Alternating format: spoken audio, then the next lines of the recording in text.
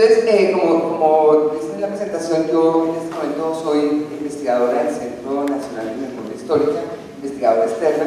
Estamos realizando estamos trabajando en un proyecto sobre la construcción de la memoria del desplazamiento forzado en Colombia, y ese proyecto tiene, aparte de hacer un análisis de toda la problemática del desplazamiento en Colombia, ese proyecto además tiene unas regiones especiales donde se enfocó el trabajo para trabajar mucho con las víctimas, especialmente en el territorio, y dentro de esas regiones, una es exactamente Tibú, en la región del Catatumbo, ¿sí? En el norte de Santander. Entonces por eso me han propuesto que haga esta intervención, que son resultados, como les digo, hacen parte de esa investigación del Centro Nacional de Memoria, aún no publicado, pero que fueron construidos durante los últimos 3 años.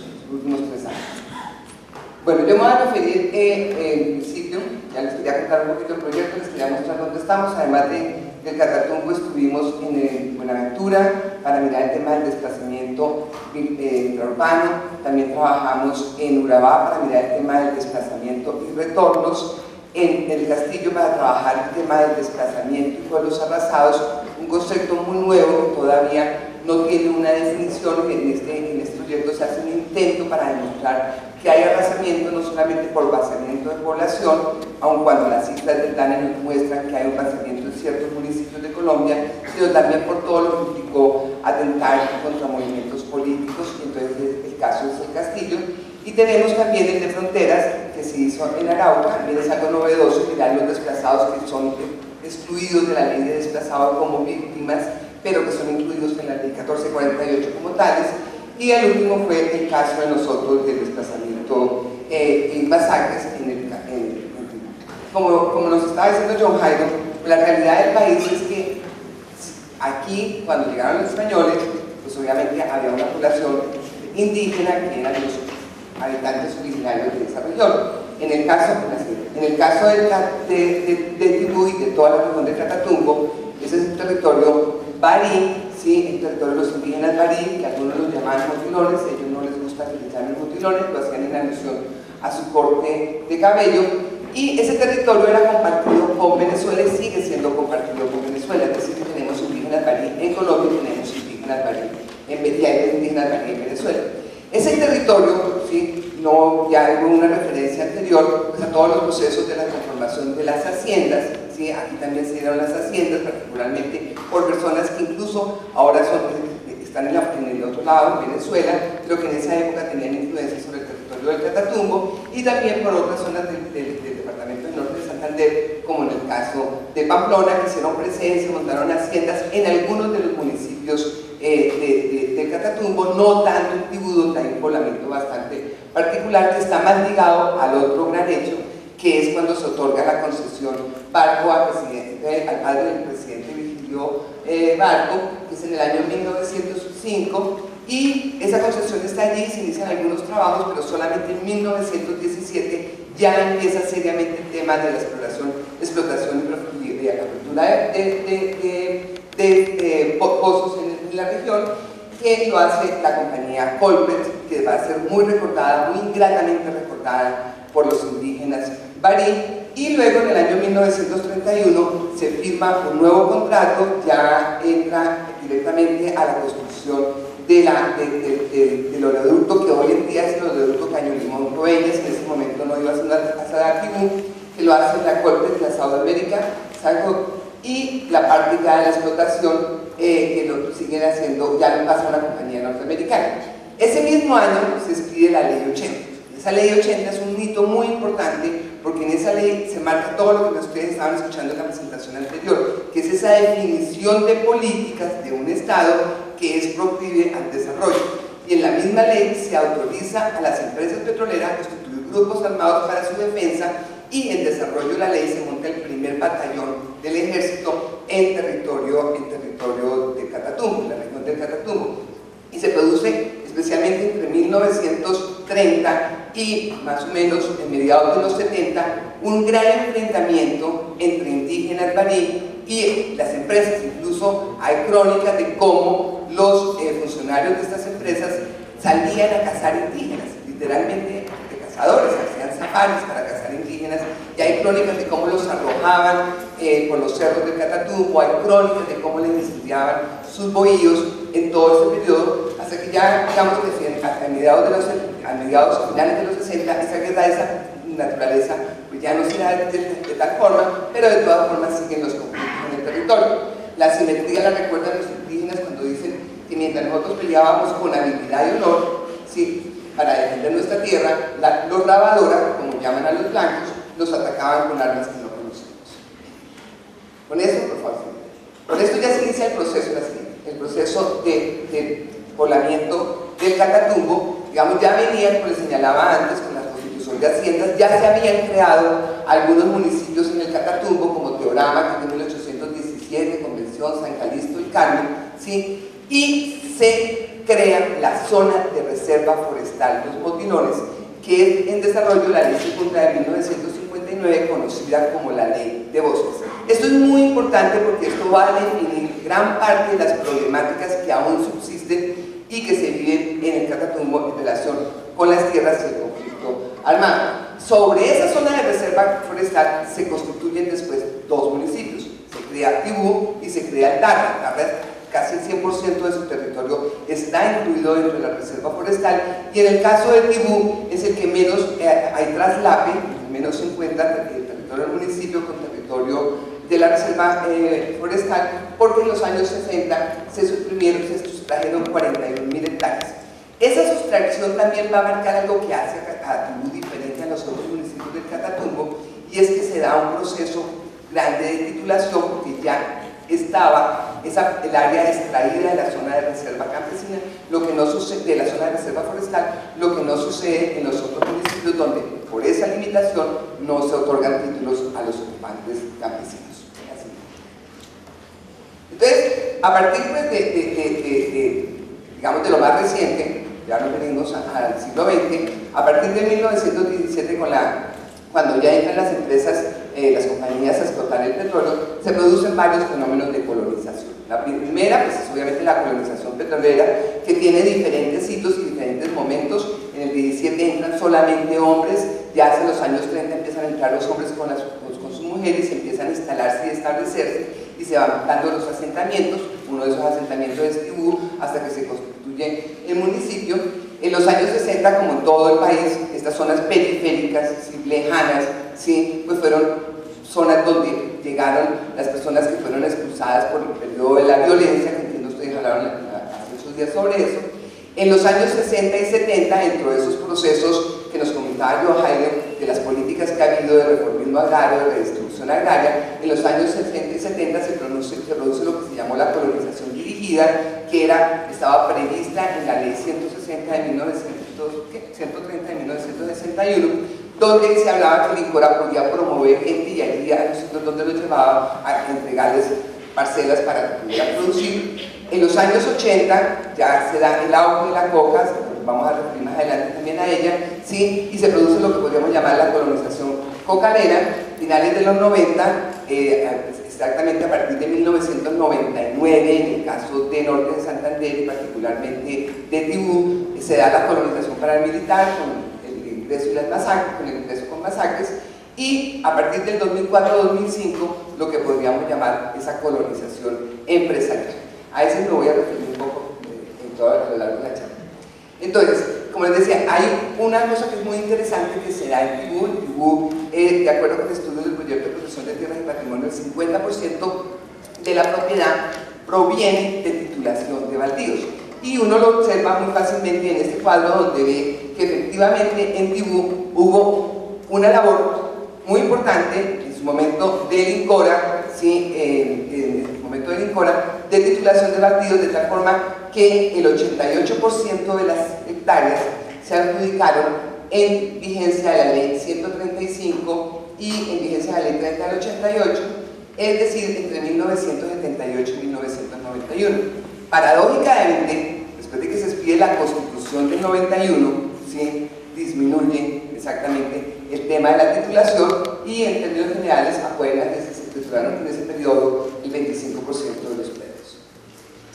A la par que se hacía la titulación, ¿sí?, que es hubo un gran conflicto que lo planteaba John Hay al final. A la par que se estaba haciendo el reconocimiento no solamente de titulación, entrega de baldíos, sino también se estaban entregando parcelas, especialmente en algunos predios, en los años 80, en algunos predios que fueron comprados por el INCORA, que fueron abandonados por los terratenientes, que básicamente en el caso de Tibú, en el municipio de Tibú, se localizaban en el área que se denomina Campo 2, un corregimiento que se denomina Campo 2, donde hoy en día están los cultivos de palma, ¿sí? Donde se hicieron también la adjudicación de parcelas de esas fincas que estos señores abandonaron por las instrucciones de las guerrillas, particularmente el ELN en ese momento en el Catatumbo, y allí se hicieron estos procesos cuando el INCORA compró las tierras.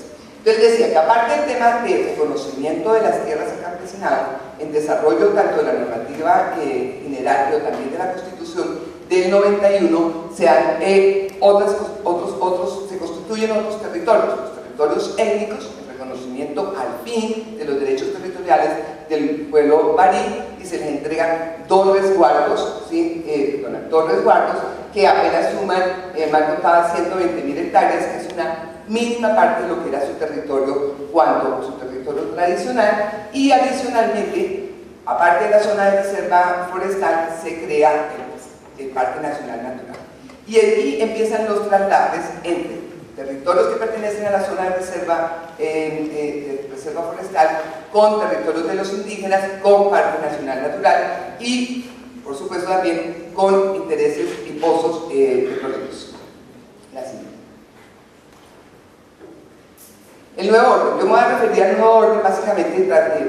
Nosotros hicimos un análisis, un seguimiento muy riguroso a todo lo que ha sido los procesos de justicia y paz, particularmente contra La Verde, alias el Iguano, y contra Salvatore Mancuso, que fueron, digamos, los dos grandes jefes que hicieron presencia de las Autodefensas Unidas de Colombia en el territorio de Catatumbo. No fueron los únicos, porque allí también estuvieron el bloque norte de Jorge 40 y el bloque central Bolívar de Arias Macaco, pero particularmente los procesos de justicia y paz han avanzado con respecto a estos dos personajes. Incluso, digamos que hay una sentencia que está pronto a salir, que sería la primera sentencia que condenaría, si no lo excluyen por las relaciones con la gata, sería la primera sentencia que condenaría a un gran jefe paramilitar, fundador además de todas las Autodefensas Unidas de Colombia.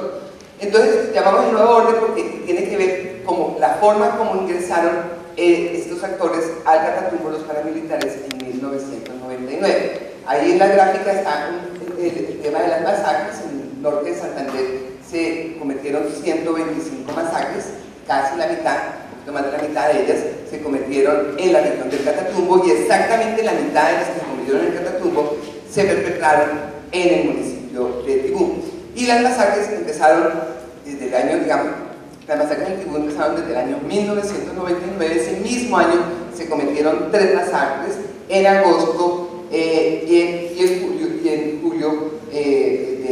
Tibú, y en agosto en Tibú y en zonas aledañas, pero especialmente la masacre de La Gabarra, que era en ese momento el fortín de Cocalero, que era allí donde estaba el mayor número de cultivos de coca.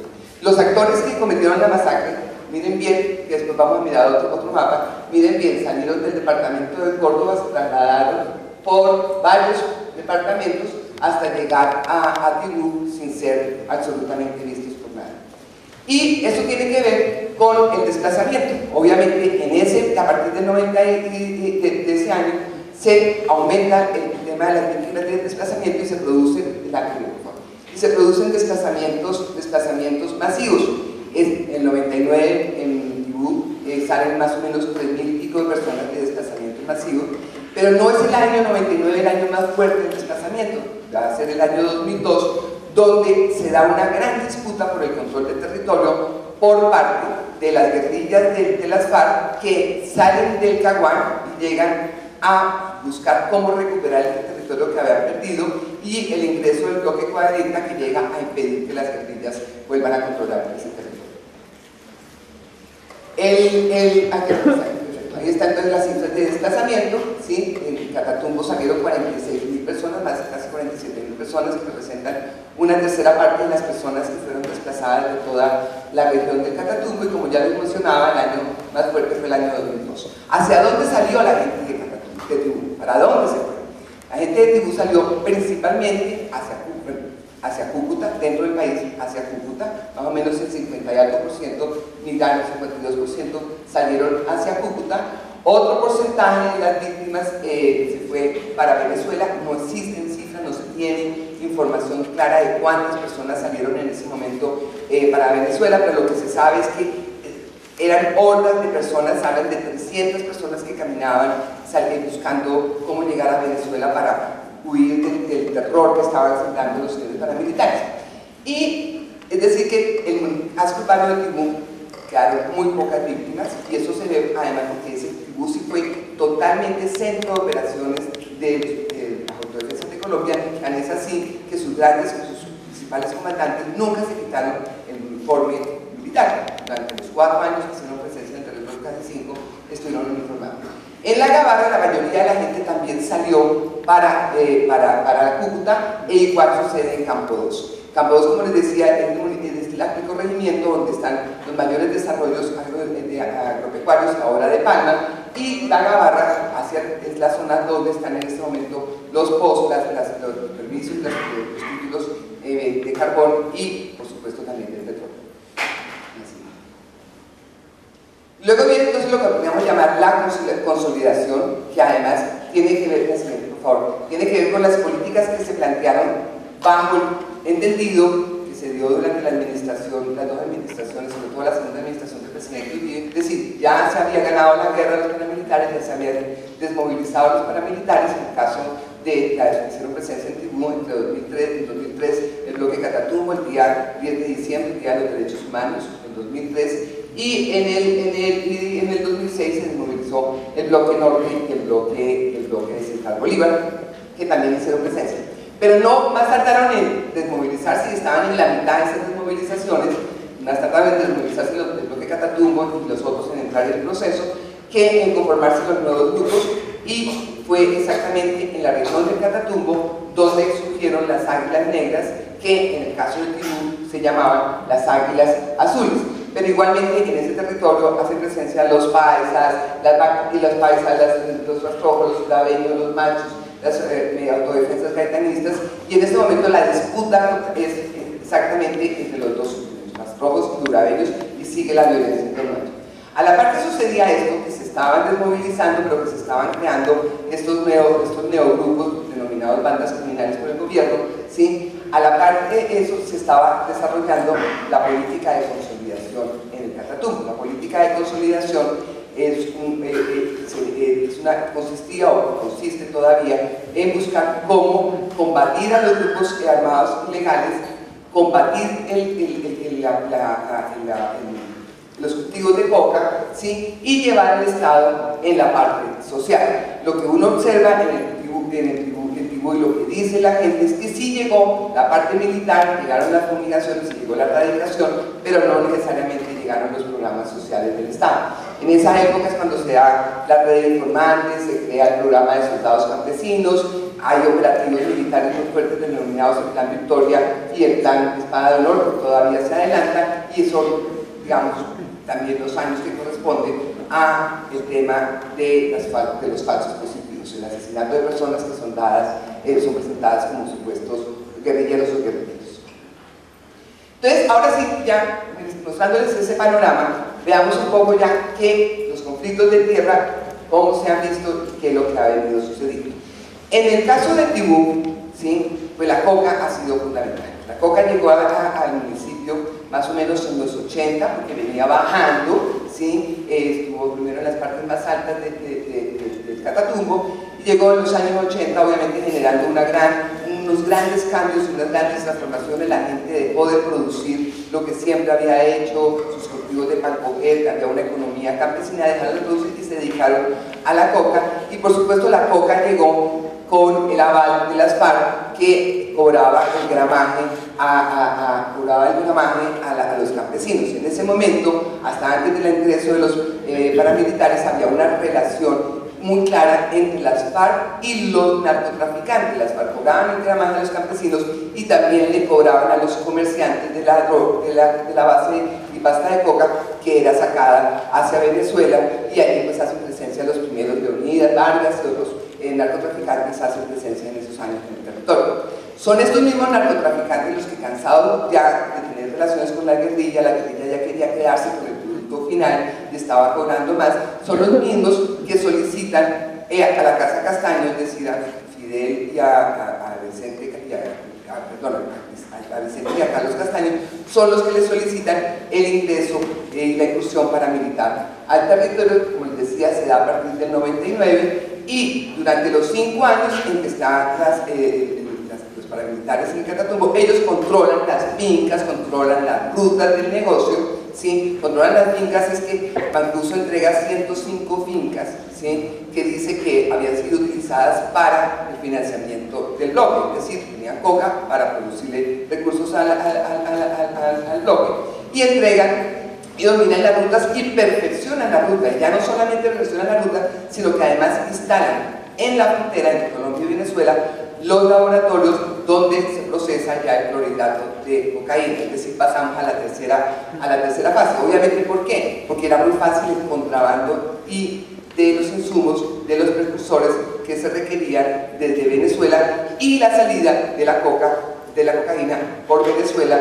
hacia los destinos de Estados Unidos o de Europa. Entonces ahí ¿por qué entran los paramilitares y cuál es la disputa que se da? Se da una disputa ya por territorio para el establecimiento de rutas, pero también por predios para el establecimiento de laboratorios y los cultivos de coca. Incluso en esa guerra entre las FARC y los paramilitares, en ese periodo que ellos dominan, los más afectados son los raspachines. Los raspachines, ustedes saben, son las personas que raspan la coca, ¿sí? Así son llamados. Ellos incluso son totalmente invisibilizados porque al estar vinculados a una actividad ilegal, pues ellos mismos ni siquiera se reconocen ni piden el reconocimiento como desplazados. Cuando se comete la primera masacre en Catatumbo, de Acción Social da cuenta, bueno, en ese momento era la red de solidaridad, da cuenta de la salida de más de 2.000 y pico de personas, y dice que solamente 60, ¿sí?, se reconocieron y solicitaron ayuda del Estado, porque los otros se volvieron a sus lugares de origen. Eso muestra la invisibilización de esta población, no fue atendida y tampoco hace parte de los registros. Entonces tenemos el narcotráfico, la disputa por esos territorios, que se acentúa y que continúa hoy en día. Lo que pasa es que hoy en día ya esa disputa se da de otra manera porque existen alianzas, ¿sí?, más expresas o menos expresas, más abiertas o menos abiertas, entre todos los actores, ¿sí?, de las guerrillas, especialmente el EPL. Allí está el comandante Alex Megateo, que ha sido denominado como el mayor narcotraficante, el mayor cartel de narcotráfico en este momento en Colombia, ¿sí? Allí estos personajes hacen estas alianzas y adicionalmente con aliados internacionales, tanto de Venezuela, que facilita todo el tráfico y la salida, como con aliados ya mexicanos y de otras regiones. Pero a la par que se va dando este fenómeno, también hay otro fenómeno que es muy importante, y es que se aplican las fumigaciones aéreas con químicos.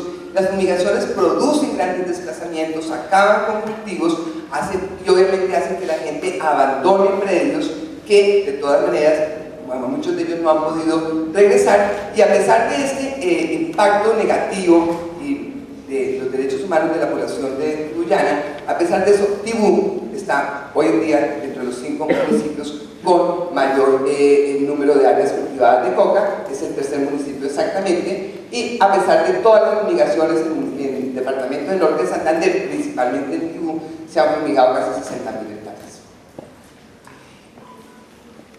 Con el desplazamiento producido por las masacres, por el horror de las masacres, el desplazamiento también de las confrontaciones entre todos estos actores, las fumigaciones aéreas, etc., lo que se produjo es que el territorio quedó desocupado, ¿sí? Y exactamente, ¿qué es lo que viene inmediatamente? Un gran fenómeno de compraventas que ha sido identificado por diferentes entidades, ¿sí?, donde entran una serie de actores a adquirir esas fincas. Ahorita les voy a mencionar algunos, a adquirir los predios, con un patrón que ha sido ya también muy identificado en el Urabá. Entran primero unos comisionistas que buscan a las personas en Colombia, Bogotá, las vienen a buscar en Cúcuta, en Venezuela, a los que abandonaron los predios. Les ofrecen sumas irrisorias por esos predios. Obviamente, en ese momento que se da ese fenómeno, a partir del 2004, la gente estaba intimidada ya venían las águilas negras, era el anuncio, llegaban las águilas negras, estaban las águilas negras, pero no es la única intimidación. Hay la historia de un personaje que iba a comprar pedidos acompañado de 40 personajes detrás, todos armados, ¿sí?, en la región, con la complicidad de servidores públicos, tanto del INCODER como del INCODER y CORA, el notariado, del registro, de catastro, de las mismas alcaldías. Después de eso, muchos de ellos, la gran mayoría, revenden los predios, ¿sí? Incluso las escrituras primeras y las escrituras segundas no se registran inmediatamente, sino se registran años después para hacer todavía más sutil el tema de estas compraventas y el tema del despojo. Se implantan proyectos económicos, que los vamos a ver ahorita, ¿sí? Esos proyectos económicos que se implantan pues están favorecidos por políticas estatales, por incentivos, por exenciones, por descuentos tributarios y demás, y se genera todo un proceso de repoblamiento. En el caso de Tibú, que la misma víctima ya no se conoce, porque la población que está es muy nueva para ellos. En ese ámbito de esas compraventas, una iniciativa basada en un decreto reglamentario de la ley de desplazados busca hacer el registro de todas estas compraventas, y básicamente lo que busca es generar unas medidas de protección para evitar esas compraventas, ¿sí? Entonces, en Tibú, por ejemplo, hay casi 2.000 predios que están vinculados a estas medidas de protección, que suman más de 53.000 hectáreas. Si se acuerdan ustedes un poco la cifra de titulación, es más o menos la misma cifra que se había titulado, ¿sí? Y Tibú es el municipio que tiene el mayor número de medidas de protección, de predios y medidas de protección, pero Tibú también es uno de los 12 municipios que tiene las mayores tasas de abandono de tierras en todo el país. Y, por supuesto, a pesar de estas medidas, lamentablemente, no fue posible evitar, ¿sí?, esa concentración de la tierra, y eso lo muestra el Gini tanto de tierras como de propietarios. El Gini de tierra nos dice que en el 2005 era el 0.521, en Tibú subió a 0.674, y el Gini de propietarios, es decir, más predios en menos personas, pasó de 0.5 a 0.79. El otro conflicto que se presenta en el territorio y que tiene que ver con lo que nos decía Jairo, porque las nuevas mercancías, ¿sí?, y los nuevos impulsos y los nuevos giros que se dan para poderlos insertar en la economía mundial, que no es un propósito nuevo, eso es un propósito que se desarrolló después de la Constitución del 91, cuando se crea el Ministerio de Comercio Exterior. Quien lo dirige, su primer ministro, es exactamente el presidente Juan Manuel Santos, ¿sí? Entonces, esto hace parte de lo que desde esa época, desde el 91, 92, que quedó el Ministerio de Comercio, se ha llamado las agendas de competitividad, que es la otra lógica, ¿sí?, que se da y que aumenta todos estos conflictos que hay en relación con la tenencia de la tierra y del uso ecológico.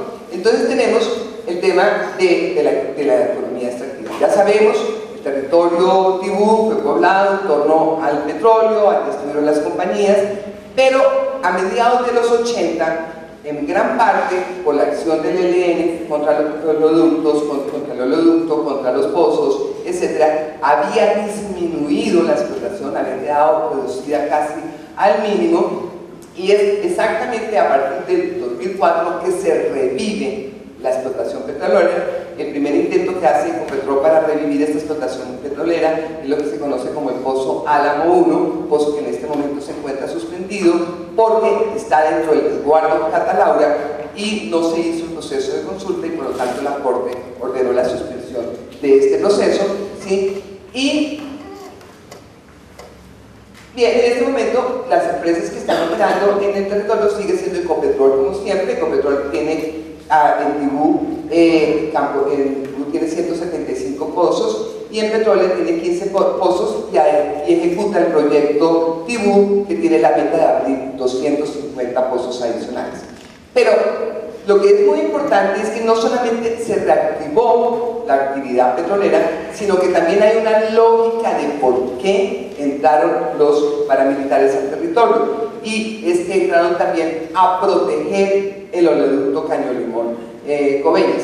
Y les decía antes que miraran el mapa de cómo entraron, y miren el trazado de los departamentos que recorre el oleoducto. Hay una coincidencia entre los dos. Sí, y entonces obviamente esto tenía que ver un poco con lo que nos comentaba Yohayo, es que el ELN en sus primeros momentos el ELN es el grupo tradicional guerrillero, presencia tradicional guerrillera en Tibú, al principio se ganó las simpatías, ¿sí?, de campesinos y de obreros del petróleo por las campañas que hizo en defensa, primero, de la soberanía del petróleo, pero adicionalmente también en defensa de los derechos de los campesinos y de los obreros del petróleo. Entonces eso le dio cierto estatus, pero después ya vino pues, todo el tema de los atentados y la voladura que trajo a los paramilitares, y que además es la justificación que da el comandante en la época de la base del ejército que le correspondía cuidar el atributo de la Gabarra, y es que el comandante dice que él no podía distraerse a atacar a los paramilitares porque estaba cuidando el oleoducto y, pues, y además los paramilitares estaban ocupando de acabar con los que atentaban contra el oleoducto. Esto ha sido demostrado en las sentencias. Por favor. El otro, pues, el tema minero de nuevo, lo decía Yohayo, ¿sí? El tema minero entra a jugar con mayor fuerza. En el Catatumbo, en el Tibú no era relevante el tema minero, en el Catatumbo tampoco era relevante el tema minero, era relevante el tema petrolero, ¿sí? En este momento hay 51 títulos otorgados en Tibú, la mayoría, el 80%, exactamente después del año 2004, ¿sí? Y gran parte de esos títulos hacen parte de lo que se denomina el complejo carbonífero Río de Oro Sardinata, ¿sí?, que se considera que va a ser el segundo yacimiento a cielo abierto más grande de Colombia después de lo que hay en el Cerrejón. Incluso se habla que vaya a ser más grande que el que hay en este momento en la Jagua de Ibirico. Y yo quiero mostrarles el mapa, simplemente los puntos rojos pues muestran dónde están los títulos otorgados en Tibú, ustedes los ven allá en el extremo, ¿sí?, y cómo se traslapan esos títulos con las solicitudes de restitución de tierras que se han presentado a la unidad de restitución, de las que vamos a hablar más adelante. Y lo otro es que se instala en Tibú, especialmente en el corregimiento de Campo 2, La Palma. La Palma llegó al Catatumbo como parte de los compromisos que asumió el gobierno nacional en la marcha que se realizó en 1998, donde pobladores, campesinos e indígenas solicitaron, como lo habían hecho en muchas otras marchas anteriores, nuevamente los mínimos servicios básicos: agua, salud, vivienda, educación, pero adicionalmente solicitaban créditos y proyectos productivos para dejar la coca. La Palma llega como una propuesta de sustitución de cultivos, llega financiada con recursos del gobierno de Estados Unidos, del Plan Colombia en ese momento, y por supuesto también llega financiada con recursos del Estado. Se hacen muchos intentos para instalar otros productos como el caucho y el cacao, pero ninguno de ellos opera. El único que funciona es el cultivo de la palma, donde además ya, porque digamos se logra tener la certeza de la cadena. Hay una empresa, Hacienda Las Flores, que suministra la semilla, suministra asistencia técnica, y hay una planta extractora en el Zulia que se encarga pues de producir el aceite y los derivados del palma. Entonces eso le permite ser el proyecto que funciona. En este momento se dice, en el Catatumbo, en el Tibú, se dice que hay 8.744 hectáreas de palma. Esta cifra hay que leerla con cuidado porque el mismo gremio Fede Palma, cifra de Fede Palma, pero el mismo gremio Fede Palma reconoce que ellos tienen en el registro palmero un subregistro más o menos entre el 35 y el 45%. En la zona lo que uno observa es mucho más de lo que se refleja en esta zona. ¿Ya voy a acá? Ya voy acá, ¿verdad?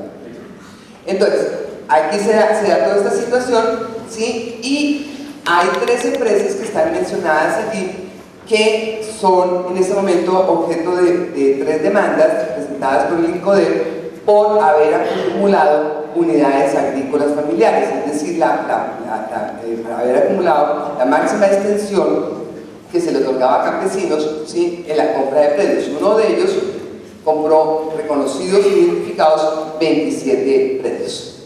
En este momento más de 17 asociaciones están vinculadas a La Palma, lo cual muestra no solamente ya la concentración en la tenencia, sino la concentración en el uso.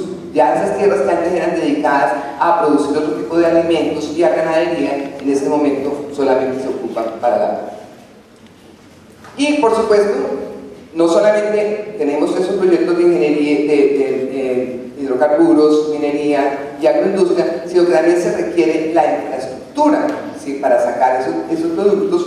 Y en la región del Catatumbo, el departamento del norte de Santander hace parte de la iniciativa de integración regional suramericana, la IRSA.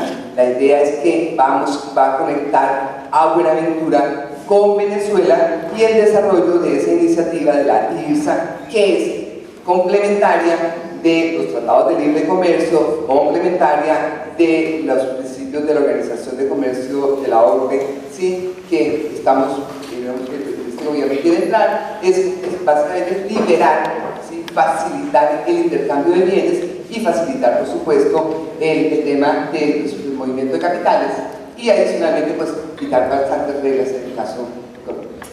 Y luego ya para terminar las reivindicaciones, ¿sí?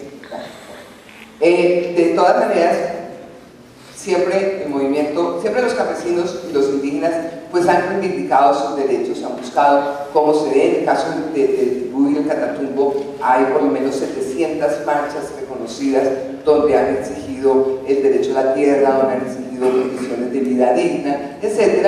La última de ellas fue la última grande de ellas, que duró casi 2 meses y medio, fue en el 2013, que después dio lugar a todo el tema del pacto agrario, y allí nuevamente se volvieron a plantear la necesidad de propuestas para sustituir la coca, siguen estando los cultivos de coca, la ampliación de los resguardos, pero adicionalmente se pidió la constitución de la zona de reserva campesina, ¿sí? La zona de reserva campesina ya la había estudiado el INCODER y ya había delimitado. La constitución de la zona de reserva campesina, que es la parte que ustedes ven marcado con rojo, pues se enfrenta a los problemas del ordenamiento del territorio. De ese ordenamiento del territorio que les mostraba yo en la lámina anterior, donde tenemos zona de reserva forestal, parque nacional natural y territorios étnicos. El reto de la reparación. El otro tema que está en este momento muy importante y que tiene que ver con todo esto que vimos del abandono de tierras, de las medidas de protección, de las compraventas masivas, pues es el proceso de restitución de tierras que se está dando en todo el país y en el Catatumbo. Tibú es el municipio que tiene mayor número de solicitudes de restitución en todo el departamento. Tiene la lógica, como les decía, el 50% de ese territorio fue adjudicado por títulos, fue el municipio más afectado por el abandono y fue el municipio más afectado por las compraventas. Y en la sentencia se ha venido demostrando, ¿sí?, que había cómo ese patrón que les conté antes se fue configurando, el apoyo de funcionarios y el aprovechamiento de la tierra. Ya, la siguiente.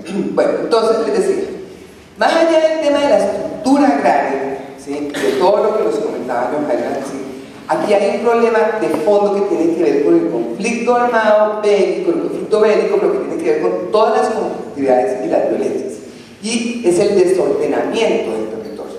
Tenemos un territorio en el caso de Tibú, ¿sí?, donde confluyen municipios con una zona de reserva forestal. Los municipios no se pueden ampliar, así estén poblados, así la gente vive en ellos, hasta que no se sustraiga la zona de reserva forestal. Pero a ustedes, esa zona de reserva forestal coincide con los derechos de acceso a la tierra de los campesinos. No se puede titular en el TARRA hasta que no se levante la zona de reserva forestal, por ejemplo. Pero también, sí, en esa zona de reserva forestal se traslapa parte de los resguardos, que a su vez son solicitados, parte de la zona de ampliación de los resguardos, como zona de reserva campesina. A esos intereses de los sujetos, digamos, a los cuales está dada la legislación en materia de la Constitución de defensa de los derechos territoriales, campesinos, indígenas, en el caso de Tibú, se contraponen los otros intereses que hemos mencionado, los intereses en la tierra, ya sea para actividades ilícitas o los intereses de las tierras para actividades lícitas como las que ya hemos mencionado. Entonces hay una serie de tensiones entre el ordenamiento territorial, tensiones con el ordenamiento ambiental, tensiones entre los derechos a la tierra de los campesinos y los derechos al territorio y al medio ambiente, tensiones entre la economía campesina, tensiones con las locomotoras y por supuesto las locomotoras con la restitución. Y ya para terminar la última, y el gran tema es que aún es muy poco lo que sabemos de las últimas preguntas que se han hecho. ¿Quién las tiene las tierras? Exactamente cómo las está usando y cómo las adquirió. Es muy poco lo que se sabe, es muy poco lo que se ha esclarecido sobre el tema. No hay condenas en el caso de Tibún, ¿sí? Por despojo o por obligar a abandonar las tierras. Y en tanto eso esté, ¿sí? Pues obviamente eso lo único que hace es que esas políticas que han sido casi contra el campesino, que han sido unas políticas de marginalización negativa contra los sujetos rurales, acompañadas de estas fuerzas armadas ilegales que sufrieron una guerra contra los avances de la Constitución del 91 y la democracia del 86, pues simplemente cada vez es más fuerte el fenómeno de menos campesinos, descampanización y de posible extinción de los pueblos indígenas. Muchas gracias.